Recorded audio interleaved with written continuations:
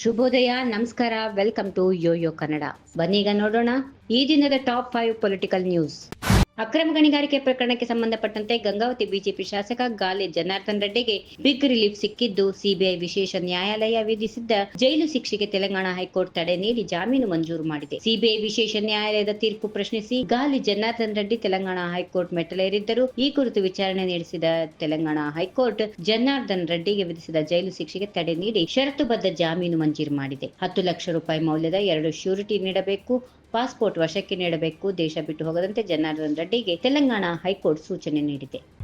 ಕಾಂಗ್ರೆಸ್ನ ಹೈಕಮಾಂಡ್ನ ತುರ್ತು ಆಹ್ವಾನದ ಹಿನ್ನೆಲೆಯಲ್ಲಿ ಮುಖ್ಯಮಂತ್ರಿ ಸಿದ್ದರಾಮಯ್ಯ ಮತ್ತು ಉಪಮುಖ್ಯಮಂತ್ರಿ ಡಿಕೆ ಶಿವಕುಮಾರ್ ದೆಹಲಿಗೆ ತೆರಳಿದ್ದು, ರಾಜಕೀಯ ವಲಯದಲ್ಲಿ ತೀವ್ರ ಕುತೂಹಲಕ್ಕೆ ಕಾರಣವಾಗಿದೆ. ಸಚಿವ ಸತೀಶ್ ಜಾರಕಿಹೊಳಿ ಅವರಿಗೂ ದೆಹಲಿಗೆ ಆಗಮಿಸಲು ಸೂಚನೆ ನೀಡಲಾಗಿದ್ದು, ಈ ಭೇಟಿಯು ಮಹತ್ವವನ್ನ ಮತ್ತಷ್ಟು ಹೆಚ್ಚಿಸಿದೆ. ದೆಹಲಿಯ ಕರ್ನಾಟಕ ಭವನದಲ್ಲಿ ನಡೆದ ಪೂರ್ವಭಾವಿ ಸಭೆಯ ನಂತರ ಕಾಂಗ್ರೆಸ್ ನಾಯಕ ರಾಹುಲ್ ಗಾಂಧಿ ಅವರೊಂದಿಗೆ ಸಿದ್ದರಾಮಯ್ಯ ಮತ್ತು ಶಿವಕುಮಾರ್ ಚರ್ಚೆ ನಡೆಸಿದ್ದಾರೆ. ಕೆಪಿಸಿಸಿ ಅಧ್ಯಕ್ಷ ಸ್ಥಾನದ ಬದಲಾವಣೆ ಮತ್ತು ಸಚಿವ ಸಂಪುಟ ಪುನರ್ರಚನೆಯಂತಹ ನಿರ್ಣಾಯಕ ವಿಷಯಗಳ ಕುರಿತು ಈ ಸಭೆಯಲ್ಲಿ ಮಹತ್ವದ ನಿರ್ಧಾರಗಳು ಕೈಗೊಳ್ಳುವ ಸಾಧ್ಯತೆ ಇದೆ. ಕರ್ನಾಟಕದ ರಾಜಕೀಯದಲ್ಲಿ ಹೊಸ ತಿರುವು ಸೃಷ್ಟಿಯಾಗುವ ಲಕ್ಷಣಗಳು ಕಂಡುಬಂದಿವೆ.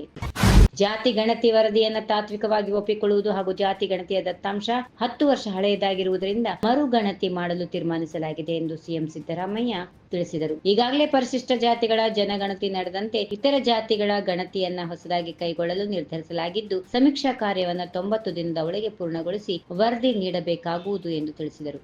ಕಾಲ್ತುಳಿತ ಆಗಿರುವುದು ವಿಧಾನಸೌಧದ ಮುಂದೆ ಅಲ್ಲ, ಚಿನ್ನಸ್ವಾಮಿ ಸ್ಟೇಡಿಯಂನಲ್ಲಿ. ಅದಕ್ಕೂ ತಮಗೂ ಸಂಬಂಧ ಇಲ್ಲ ಎಂದು ಹೇಳಿಕೆ ನೀಡಿರುವ ಮುಖ್ಯಮಂತ್ರಿ ಸಿದ್ದರಾಮಯ್ಯ ಅವರ ವಿರುದ್ಧ ನಿಖಿಲ್ ಕುಮಾರಸ್ವಾಮಿ ಆಕ್ರೋಶ ವ್ಯಕ್ತಪಡಿಸಿದ್ದಾರೆ. ಈ ಬಗ್ಗೆ ಎಕ್ಸ್ ಖಾತೆಯಲ್ಲಿ ಪೋಸ್ಟ್ ಮಾಡಿರುವ ಅವರು, ಚಿನ್ನಸ್ವಾಮಿ ಸ್ಟೇಡಿಯಂ ಪಾಕಿಸ್ತಾನದಲ್ಲಿ ಇಲ್ಲ, ವಿಧಾನಸೌಧದಿಂದ ಕೂಗಳತೆ ದೂರದಲ್ಲಿದೆ. ಅದು ಪಾಕಿಸ್ತಾನವಲ್ಲ, ಇದು ನಿಮ್ಮ ರಾಜ್ಯ, ನಿಮ್ಮ ನಗರ, ನಿಮ್ಮ ಜನರು ಎಂದು ಸಿಎಂ ಸಿದ್ದರಾಮಯ್ಯ ನಿಖಿಲ್ ಕುಮಾರಸ್ವಾಮಿ ಅವರ ವಿರುದ್ಧ ಹರಿಹಾಯ್ದಿದ್ದಾರೆ. ಮಾಜಿ ಶಾಸಕಿ ರೂಪಾಲಿ ನಾಯಕ್ ಕಾರವಾರದಲ್ಲಿ ಭಯದ ವಾತಾವರಣವಿದ್ದು, ತಮಗೆ ಭದ್ರತೆಗೆ ಗನ್ ಮ್ಯಾನ್ ನೀಡದಿರುವುದು ಪಿತೂರಿಯ ಭಾಗವಾಗಿದೆ ಎಂದು ಆರೋಪಿಸಿದ್ದಾರೆ. ಶಾಸಕರಾಗಿದ್ದಾಗ ಭದ್ರತೆಗೆ ಗನ್ ಮ್ಯಾನ್ ನೀಡಲಾಗಿದ್ದರೂ ಚುನಾವಣೆಯ ಬಳಿಕ ವಾಪಸ್ ಪಡೆಯಲಾಗಿದೆ. ಈಗಲೂ ಭಯದ ವಾತಾವರಣ ಇದೆ ಎಂದು ಮನವಿ ಸಲ್ಲಿಸಿದರು. ಯಾವುದೇ ಕ್ರಮ ಕೈಗೊಳ್ಳಲಾಗಿಲ್ಲ. ಇತ್ತೀಚಿನ ಕೊಲೆ ಘಟನೆಯ ಬಳಿಕವೂ ಮನವಿ ಮಾಡಿದ್ದರೂ ಪ್ರತಿಕ್ರಿಯೆ ಇಲ್ಲ. ರಾಜಕೀಯ ಮತ್ತು ವ್ಯಾವಹಾರಿಕ ವಿರೋಧಗಳಿಂದ ಬೆದರಿಕೆ ಇದೆ ಎಂದು ಅವರು ಆತಂಕ ವ್ಯಕ್ತಪಡಿಸಿದ್ದಾರೆ.